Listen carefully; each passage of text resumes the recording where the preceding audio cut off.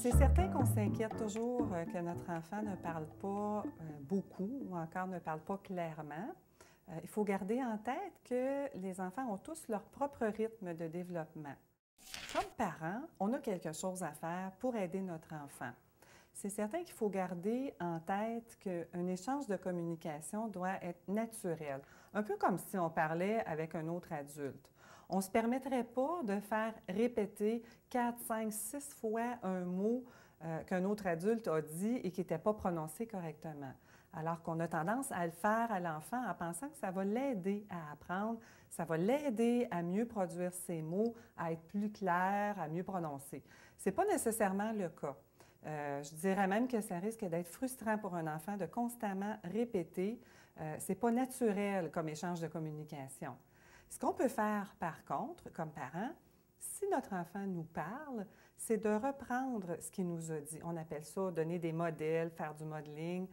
On reprend donc ce qu'il nous a dit en améliorant un petit peu. Donc, s'il y a un son qu'on n'aime pas, qu'on trouve qui n'est pas tout à fait bien produit, par exemple, s'il dit « moi, il veut mon camion », alors au lieu de dire « ah, dis-moi camion, camion » et d'insister sur ce son-là, on est peut-être mieux de dire « ah, tu veux ton camion ». Est-ce que tu veux ton camion rouge ou ton camion bleu? On lui a donc donné plusieurs occasions d'entendre le son correctement et au moment où lui va être prêt à le produire, il aura au moins entendu plusieurs fois le mot. Une autre chose qu'on peut faire quand on s'adresse à lui, c'est également d'utiliser des questions qui vont l'amener à parler, qui vont amener plus d'élaboration.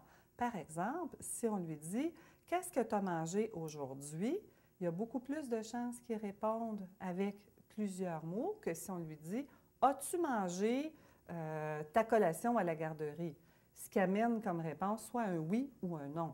Donc, c'est important de prendre ce qu'on appelle les questions qui sont ouvertes, souvent des « qu'est-ce que »,« comment c'était », plutôt des questions fermées qui amènent juste un oui ou un non comme réponse.